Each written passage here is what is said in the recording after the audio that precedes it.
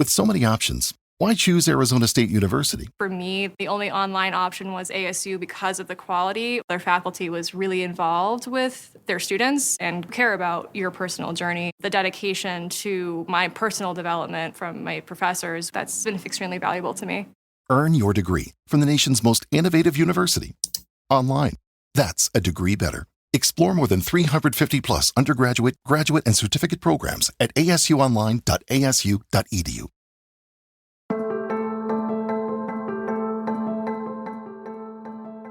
Hi, everybody. It's Sharyl Attkisson. Welcome to another edition of Full Measure After Hours. Today, decades after we entered an emergency state with an autism epidemic, the disorder shows no signs of slowing. Mary Holland of Children's Health Defense says finally there may be people at high levels in government committed to finding answers and stopping it rather than covering it up and normalizing it. Despite the narratives that you will occasionally hear that there's just greater diagnosis of autism or the autism cases are all completely normal, those ideas have been universally dispelled by credible scientists who are not conflicted by having connections to the pharmaceutical industry. But the idea that that propaganda still exists and circulates shows just how effective it's been among some. 25 years ago, we all knew this autism thing was an emergency, but the government got very busy covering it up on behalf of pharmaceutical interests and explaining it away, even though their own research and cases and decisions and court settlements pointed to various vaccine-related factors. Now, a generation or more doesn't even remember when the autism epidemic wasn't horrifyingly common. And so I think to many of them, efforts to convince people it's just normal, it's always been this way, are somewhat effective in some corners. Well, finally, there are people at the helm of politics who are not wholly in the pockets of the vaccine industry interests, and they are taking independent looks at things that have been covered up or censored or swept under the rug for decades. In this week's upcoming episode of Full Measure, I take a look at the current state of autism prevalence in the U.S.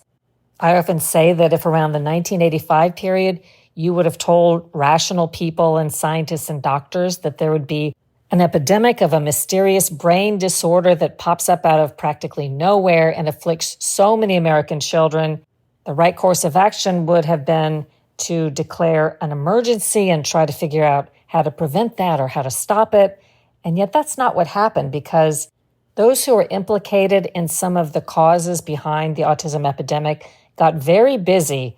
They foresaw what was ahead and spent a lot of money buying influence and worked very hard to try to create narratives that would deflect from the obvious, that would make people somehow grow quiet and not question this emergency or treat it as though it were a national emergency.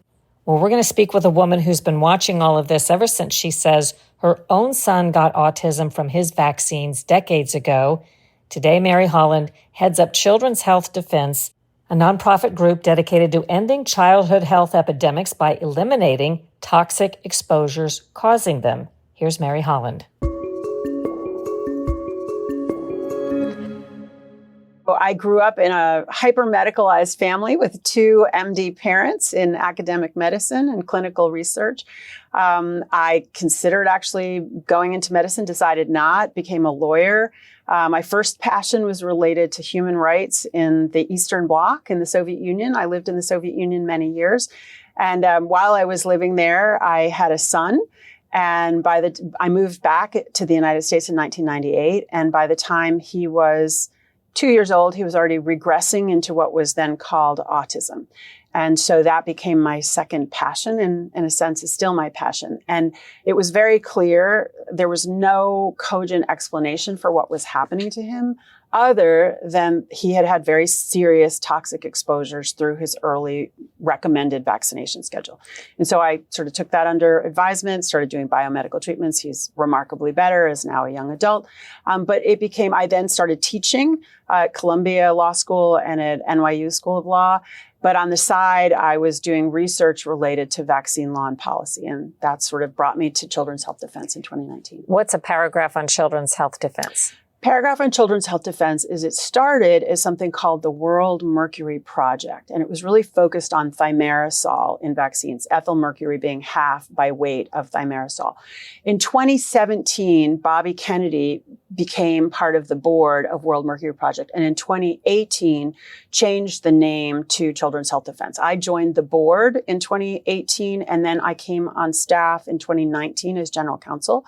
Bobby Kennedy continued as chair of the board and litigation counsel through 2022 when he left to run for president. So he left the board and the staff, and Children's Health Defense continues. And our focus is to expose what is happening to children. There's an epidemic of chronic disease globally among children, but particularly in the United States. Over half of American children have some kind of chronic health condition. So we want to expose it. We want to stop it. We want to put in place safeguards so that it can't happen again. We want to hold the culprits accountable for what's happened.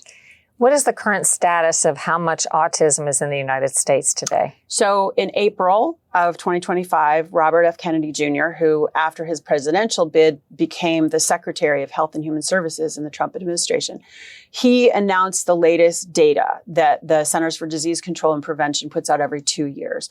And the current data is that 1 in 31 children aged 8 in the United States has autism. That's 1 in 12.5 boys in California. So a couple of footnotes to this. Autism is much more prevalent in boys and men than in girls and women. And the 8-year-old age is a very, very, very lagging indicator. Basically, at this point, children are diagnosed with autism at age 2 or age 3. You can be certain that the number of 2 and 3-year-olds is higher than the 1 in 31 number. It's probably closer to 1 in 20.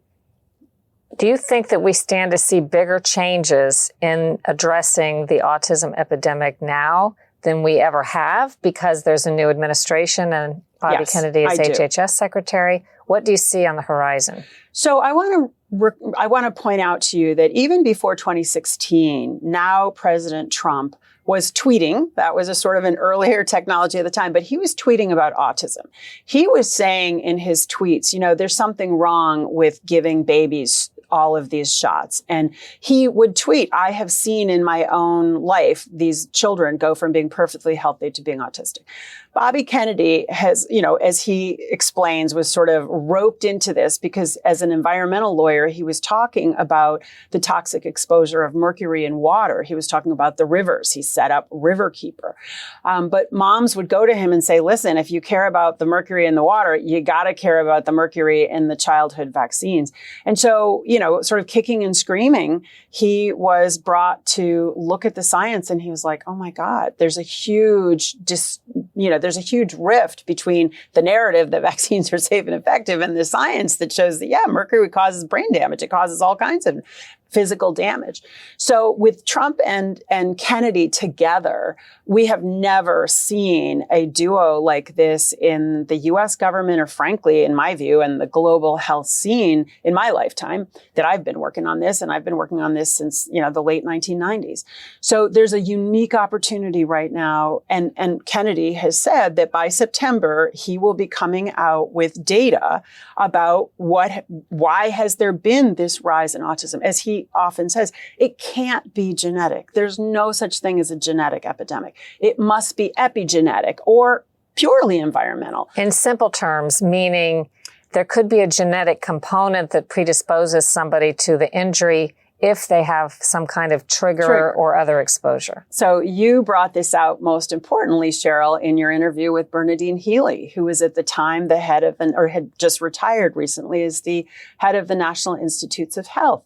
Yes, probably there's a subset of people who have a certain genetic predisposition. And when they come in contact with the mercury in vaccines or the aluminum in vaccines or all of the antigens, the formaldehyde, the polysorbate 80, there's all kinds of very toxic ingredients in the childhood vaccine schedule. And some people will be vulnerable to that. And it helps to explain, Sharyl, sort of the breadth of the autism spectrum disorder. You know, there's a saying that when you've met one kid with an autism spectrum disorder, you've met one kid with an autism spectrum. The distinctions on this spectrum are incredible. No two kids are exactly the same. There's certain characteristics, but everybody's different. Well, it's said that we have simply put a general name to something we don't fully understand. It's a group of potentially brain-injured kids that we call autism, that there are many subsets, and probably even, you tell me what you think of this, other exposures. If it's accepted that chemicals and vaccines can do this to children, there are a lot of other chemical exposures kids are getting today as well. So are you looking, as someone who focused on vaccines early on, are you looking at other contributing causes? So we at Children's Health Defense don't look exclusively at vaccines. We do look at vaccines because we think they're so important. 4 vaccines, or 3 to 4, are recommended for pregnant women. And then in the first 2 years of life, it's over 30 vaccines. And it's over 70 by the time a child is 18. So it's a really important, it's injected into the body. It's mandated by the state. So we focus on that. And there's liability protection for the industry and the healthcare profession. But we're also looking at the water. We're also looking at the air. We're also looking at the food supply. We're looking at the pesticides that are used. And we believe that it is a toxic load that we have to look at. You can't look at one factor. They integrate. They're synergistic. We have a book coming out in September that will be time for when Robert Kennedy is going to be coming out with what's the deal with the prevalence of autism. So it's about the toxic load. It's about the total load. And it's a book by Patty Lemmer, who's been studying this issue for about 50 years of developmental disabilities.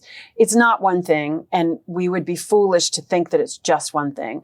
But vaccines are different because they are mandated by the government and because there's a liability shield for the people that give them and the people that produce them. That makes them absolutely unique. And they're being administered prenatally and postnatally.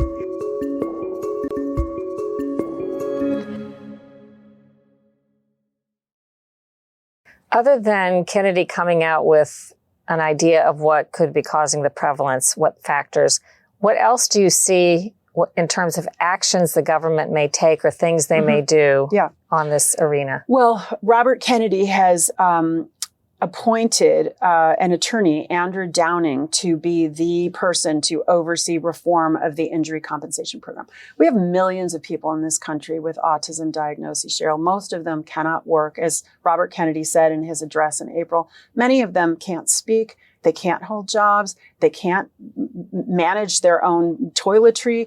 They can't leave the house on their own. Many of them have comorbid conditions, gastrointestinal problems, seizure disorders. So we have a population as now adults since about the early 1990s that we've never had before in this country. And we have to deal with that. And there are a lot of issues around this, around housing, around medical care, around support. But the person who's appointed Downing to oversee this compensation program, they have a lot of issues to deal with. It is a broken system, as Robert Kennedy just said yesterday. It is not compensating the vast majority of people who are, in fact, injured by vaccines. And one of the things about that is, does this autism term, is that helpful in describing the problem or in solving the problem? I would argue it's really not, because it's sort of a Chinese menu in the American Psychiatric Association's DSM-5, which is sort of a category of psychiatric disabilities. This is not a psychiatric disability. This is actually the brain manifestation of what I believe was a toxic physical exposure. And so I think we will make a lot more headway when we actually look at this more as brain injury and other medical injuries, rather than as this vague kind of amorphous term that's been redefined several times by the American Psychiatric Association. So I think that reform is important. I think there are other, I think we have a lot of work to do. This is now 2 million people in the United States. There are people who say there were always a great number of autistic people, even in my time when there were kids, and prior to that, they just weren't called autistic. They were kids who were thought to be a little bit strange or a little bit odd, not fitting in, that type of thing. Yeah. What are your thoughts about that? Yeah, I think that is absolutely false. I think that Robert Kennedy, in the speech he gave about these numbers in April, was very clear. There was early science done in the early 1990s that looked at prevalence, and they use the same instruments now. It was not as prevalent. I remember in the Obama administration, it was 1 in 150, and people were, it's now 1 in 31. People were alarmed when it was 1 in 150 originally. As well, they should be. It is extremely challenging to raise children on the autism spectrum and have them fit into the society that we have. It's very, very challenging. And the challenges vary by the individual, by the family. But it's not normal, Sharyl.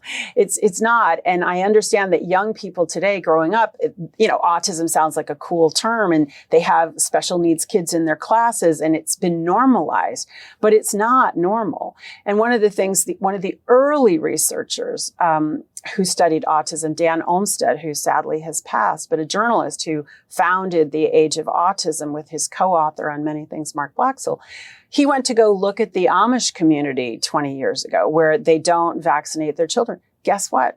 No cases of autism, except for maybe 1 or 2. And guess what was the fact for those kids, 1 or 2? They'd been adopted. They had been adopted into the Amish community, so they'd received early vaccines. In homeschooling populations, Bobby Kennedy and our chief science officer, Brian Hooker, wrote a book called Vax, Unvax, Let the Science Speak. They looked at a meta-analysis of about, I forget the number, but dozens of studies that happened to have information with vaccinated and unvaccinated populations.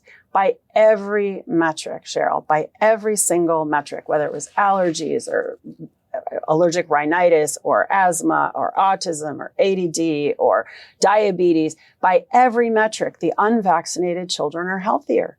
That's just the facts. The one thing the government has not, to my knowledge, publicly agreed to do for whatever reason Correct. is study vaccinated versus unvaccinated and these health outcomes and autism in particular. Correct. But I read some years ago, they do an annual survey, I believe, where they call parents and they get information on other things, how many kids they are giving vaccinations to and that sort of thing. They could ask those people these questions.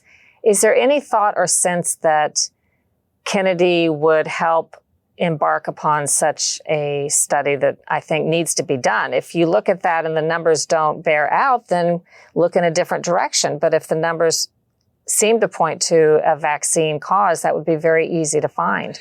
He is absolutely working with data analysts and statisticians now to look at the data that is available through Medicaid and Medicare and look at the correlations. Absolutely, there are factual answers to these questions. There are unvaccinated people.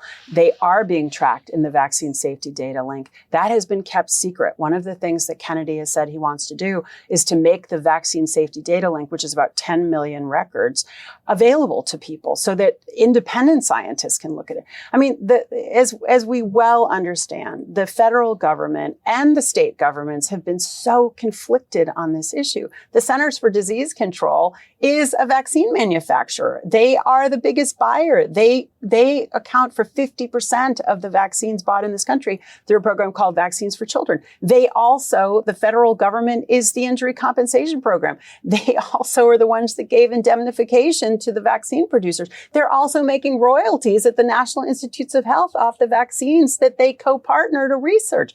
It is so conflicted. And then not to mention the scientists who sit on these advisory boards who have financial interest in these vaccine manufacturers. So it's an onion. They're peeling back the layers. I pray that there's enough time to peel them back during this administration, because the federal government and the state governments have been really bad on this issue. In my view, the ethic of modern medicine is prior, free, and informed consent. That's what the Nuremberg Code said coming out of medical atrocities in World War II.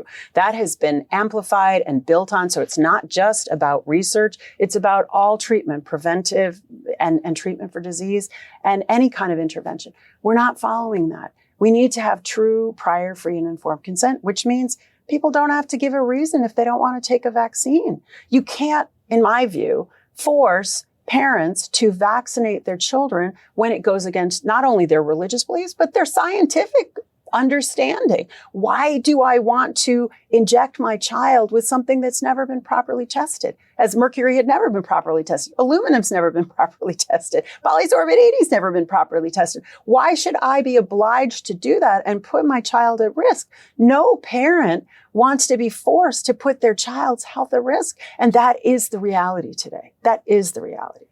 Looking ahead, what would you say is the message people should have as we move forward and thinking about the prevalence of autism in this country and how long this has gone on? Well, I think sadly, we have to recognize that governments, medical authorities, medical institutions, hospitals, they are conflicted. They have financial interest in this. They have potential liability for this. And so they have lied to us. And they have lied to us for decades. And this all reached a whole new level when Congress passed the 1986 National Childhood Vaccine Injury Act, which gave complete liability protection to industry and to the medical profession. So I think when you understand, forgive them, but they are conflicted. You don't have to listen to them anymore. And in 45 states, we have religious exemptions. If I believe it's against my religion to put my child's life on the line, as I do, you have the basis of a religious exemption. Just don't do it. Just don't do it. And I am fighting at Children's Health Defense with many others to restore religious rights in the 5 states that lack them right now. You don't have to say yes to putting your child's life and health at risk. You just don't. And you shouldn't, in my view, or it's up to you. I want to say, I support parents to do whatever they think is right. If a parent looks at the information that's out there and says, I think my child should get a measles vaccine. Well, sad to say, there is no separate measles vaccine. You have to get an MMR, measles, mumps, rubella. But if you believe that that is the best thing for you to do for your child's health, God bless you, then that is your decision. But every parent should have that right to do what they think is right for their child. Thank you. And do you say on geoengineering or weather modification? What are your thoughts? So even to me, that just sounded crazy not all that long ago, but it's actually well documented. It's well documented. Where are we with that, and why does it seem to be discussed more publicly now than I've ever heard it? Well, I think it's interesting. I think there are many things that are now being discussed more than they've been discussed in the past. And certainly, I think there is now much more of a public discussion of geoengineering than there has been. So as you point out, I mean, President Johnson back in the 60s said very openly at a public address, he who controls the weather controls the world. We used geoengineering in the Vietnam War, Operation Popeye. There's zero factual dispute about that. HAARP, NOAA are federal agencies that are engaged in monitoring the climate and engaged in geoengineering. There's no real dispute about that. There are private commercial entities that are engaged in cloud seeding. They are creating rain. We know that that's not so hard either to forestall the rain or to make the snow. Those things, we know that. But does this account in any way for some of the really severe weather issues that we're seeing right now? We're seeing in California, in Hawaii, recently in Texas, in Asheville, North Carolina. Does that help to explain these severe weather events? I don't think we really fully know, but we've got to look into this. And if our taxpayer money is actually contributing to these floods and to these outrageous fires and to the displacement and the deaths of, these poor camp children in Texas, well, we've got to uncover that. We've got to stop that. So it's interesting. A couple states have now passed legislation to try to prevent geoengineering. I'm not sure they're effective yet, to be honest with you, Tennessee and Florida, because I think the geoengineering occurs at a higher level than the state actually may have jurisdiction over. But I think we need to be exposing this. So we at Children's Health Defense, every Sunday morning on our CHD TV platform, we have the geoengineering report. And we have Dr. Dayton Wigington, who's been sort of an expert in this area, who does something called Geoengineering Watch. We have him give a report every Sunday to our audience. And so that's one of the other major things we're looking at. We're also spending a lot of our effort looking at electromagnetic radiation again. Okay, just a minute. Let me not leave if you don't mind. Sorry. No, not at all. We know about cloud seeding. Are there other forms of geoengineering that are possible or being done as far as you know?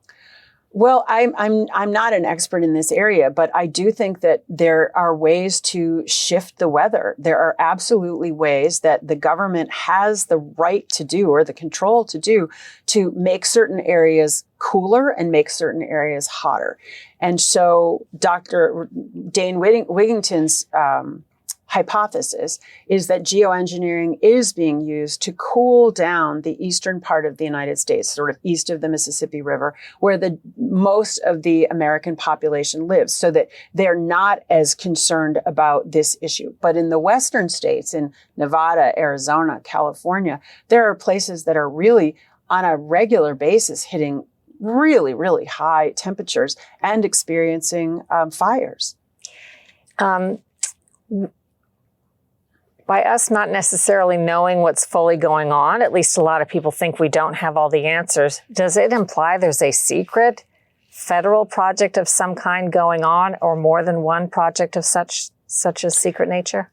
Well, I think what we don't know about is not necessarily that it's secret, but certainly the mainstream media, the corporate media, doesn't cover these issues. So it's not a secret. The Congressional Research Service has done several reports on geoengineering. This is solar, modification, SRM, solar radiation management, is well understood by Congress as a reality that the government is putting money towards.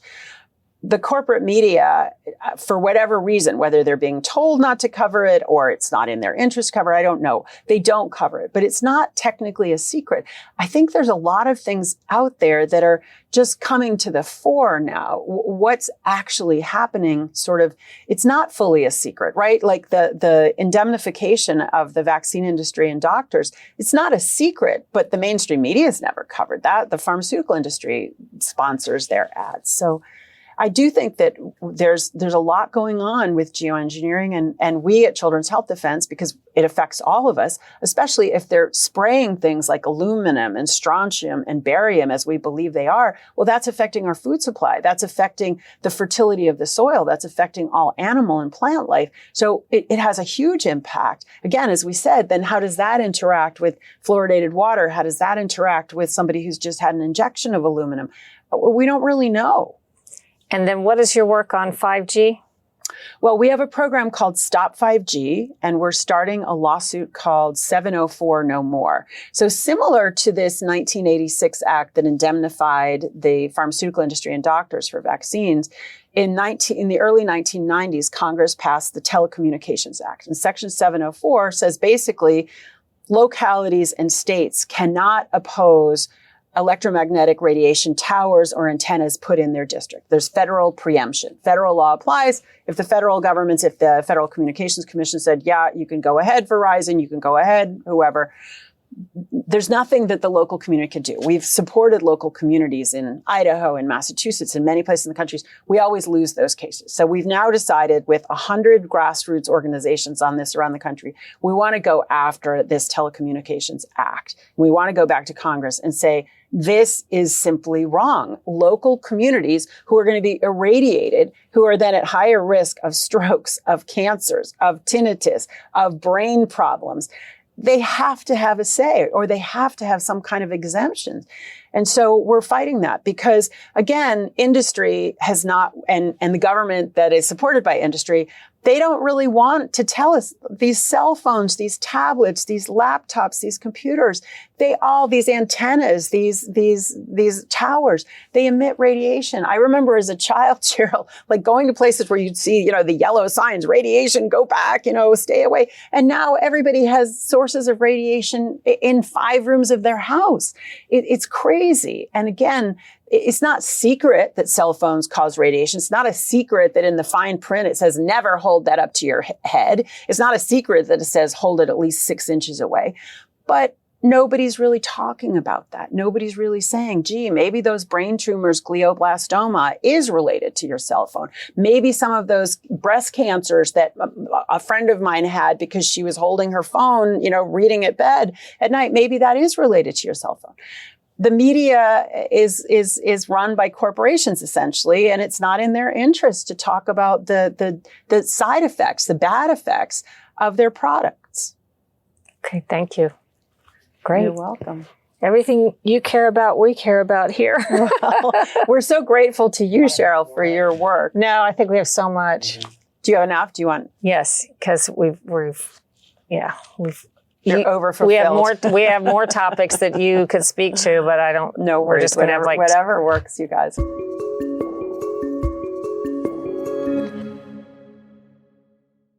I hope you'll watch the full story on Sunday, September 28th on Full Measure. To find out how to watch near you, go to SharylAttkisson.com and click the Full Measure tab for a list of stations and times.